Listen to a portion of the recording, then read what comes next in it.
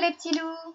Alors, dans cette dernière vidéo, on va faire une dernière activité autour des gestes circulaires, les enfants. Vous êtes prêts? Alors, je vais vous demander à la maison de faire une chasse au trésor. Une chasse au trésor avec papa et maman pour trouver plusieurs objets circulaires. Des objets circulaires que vous allez pouvoir utiliser pour faire des empreintes de forme. C'est une activité que vous avez certainement fait déjà avec Madame Gaulier et Madame Houck autour de l'apprentissage des formes planes, mais j'en ai besoin aujourd'hui pour vous apprendre à tracer des cercles en graphisme. Voilà, donc vous allez donc tous chercher ces petits objets circulaires à la maison.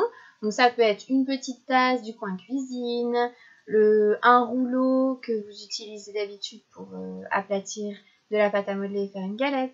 Ici, on peut apercevoir un yaourt en verre. Vous savez, les petits pots en verre. Ça peut être un bouchon de bouteille de lessive ou un bouchon de bouteille de lait. Il y a toutes sortes d'objets circulaires que votre enfant va se faire un plaisir de sélectionner durant cette chasse au trésor. Ensuite, avec la peinture, avec la gouache, vous allez faire plein d'empreintes sur une feuille ronde, une grande feuille ronde. Pourquoi? Parce que ces petits objets vont me permettre ensuite d'amener votre enfant vers un tracé de cercle avec un geste qui est presque précis autour de l'empreinte.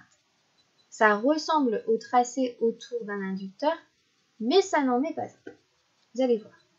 Avant cela, nous allons, pendant que l'activité artistique sèche, nous entraîner à tracer des cercles fermés dans un bac graphique. Donc, vous vous souvenez, je vous ai déjà expliqué, dans une barquette, vous pouvez mettre de la farine, du sucre, du sable, de la terre, tout ce que vous pouvez ramasser et sélectionner dans une barquette. Pour avoir un tracé visuel, vous pouvez mettre une feuille de couleur en dessous, comme dans cet exemple-là. Et vous invitez votre enfant, les loulous, à faire des cercles fermés. On commence bien en haut, on tourne vers la gauche, on remonte et on ferme son cercle.